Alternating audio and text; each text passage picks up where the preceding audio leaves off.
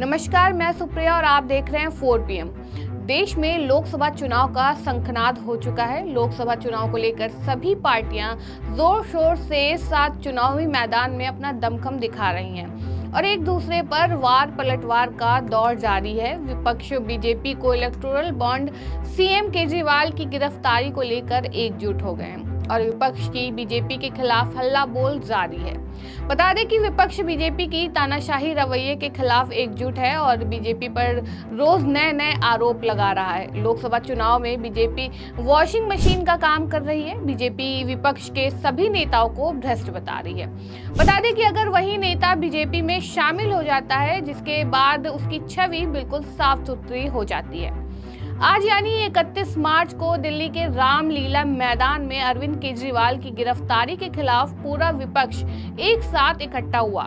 इससे पहले बीजेपी ने एक प्रेस कॉन्फ्रेंस की थी। वहीं बीजेपी की इस प्रेस कॉन्फ्रेंस के जवाब देते हुए महाराष्ट्र के पूर्व सीएम और शिवसेना यूबीटी प्रमुख उद्धव ठाकरे ने बीजेपी पर जमकर हमला बोला और ठाकरे ने कहा कि बीजेपी भ्रष्ट जनता पार्टी है। देखो, परिवार का मतलब ही वो नहीं समझे। परिवार जैसे सिर्फ मेरा परिवार करके कुछ होता नहीं। परिवार की जिम्मेदारी लेने की बात होती है। परिवार की जिम्मेदारी लो। मेरा परिवार, जैसे मैंने कहा, मैं जब मुख्यमंत्री था और उस वक्त काम करते हुए कोरोना की आपत्ति आई थी, तो मैंने एक संकल्पना दी थी, मेरा परिवार मेरी जिम्मेदारी। तो सिर्फ मेरा परिवार। अरे आपके परिवार में सिर्फ कुर्सी और आप है, तो परिवारवाद अभी उनके पास कोई मुद्दे नहीं रहे।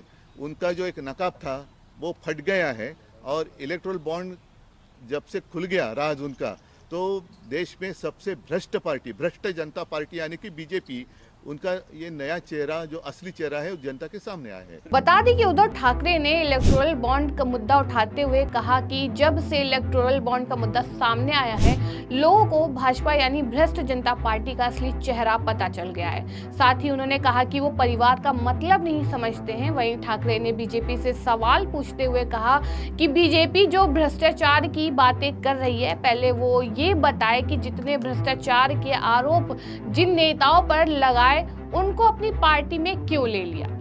तो बीजेपी के पास क्या है? बीजेपी ने जिनके ऊपर आरोप लगाए थे, कल परसों ही सीबीआई ने फाइल क्लोज किया। प्रफुल्ल पटेल, आरोप किसने लगाए थे? 70,000 करोड़ का सिंचन घोटाला, आरोप किसने लगाया था? आदर्श का घोटाला, आरोप किसने लगाया था? शरद रेड्डी, आरोप किसने लगाया था?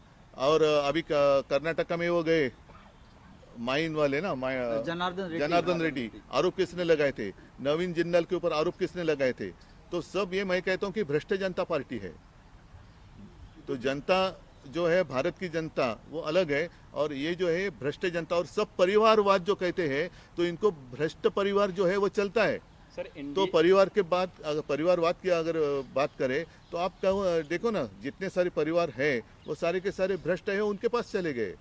तो पूरा का पूरा भ्रष्ट परिवार हो गया जनता पार्टी। बता दें कि ठाकरे ने बीजेपी के मोदी का परिवार नारे पर तीखा तंज करते हुए कहा कि परिवार का मतलब ही वो नहीं समझते।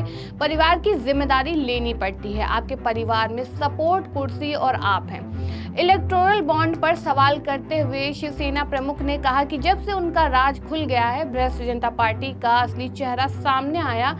उद्धव ठाकरे ने बीजेपी पर हमला करते हुए कहा कि ये असल में भ्रष्ट जनता पार्टी है। जिस परिवारवाद का आरोप ये विपक्ष के नेताओं पर लगा रहे हैं, इनको असल में पता ही नहीं है कि परिवार होता क्या है। तिनका इकट्ठा करके कोशिश करें तैरने की। अदरवाइज उन्होंने तो प्रैक्टिस की है समुद्र के तल के नीचे जाकर कैसा है देखने की। सर, एनडीए की भी रैली है सर मेरठ में। अरे दिल्ली में प्रणिती शिंदे से नौकर थांबन जरा, एक मिक्स करू नका ना। अरे दिल्ली मध्ये बोलता है की मेरठ में वहां से जो रामायण के किरदार निभाए थे राम का, अरुण गोविंद जी वहां से उम्मीदवार हैं। दिल्ली मध्ये बोलता मोदी उनके लिए प्रचार करेंगे मेरठ से। दिल्ली मध्ये राष्ट्रीय राजकारणावरती बोला। मतलब उनको अभी उनके पास कोई नेता नहीं रहे, कोई कार्यकर्ता नहीं रहे।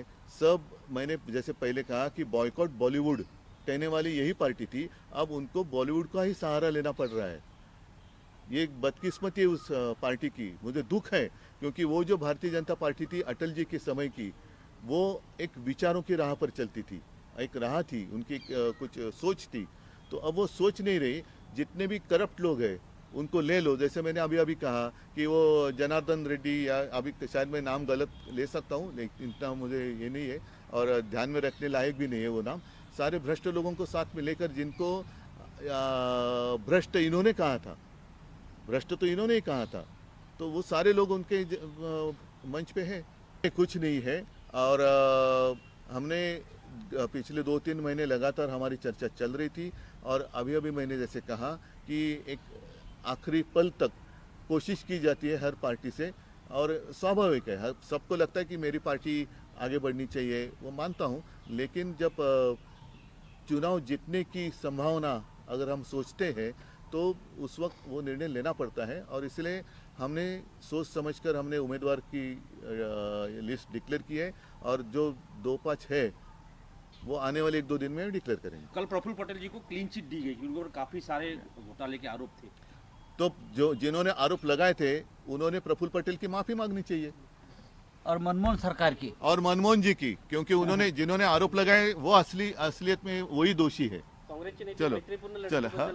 आपको बता दें कि उद्धव ठाकरे ने कहा कि जितने भ्रष्ट चेहरे हैं वो सब बीजेपी के साथ हैं। बीजेपी ने जिन पर आरोप लगाए वो सब बीजेपी के साथ हैं। वहीं डूबने वालों को तिनके का सहारा बहुत है, इसलिए छोटी छोटी पार्टी को अपने साथ जोड़ रहे हैं। दिल्ली में सीएम अरविंद केजरीवाल की कथित शराब घोटाले में हुई गिरफ्तारी के खिलाफ रामलीला मैदान में इंडिया गठबंधन की महारैली हुई, और इस रैली में उद्धव ठाकरे भी दिल्ली पहुंचे और रैली में शामिल हुए।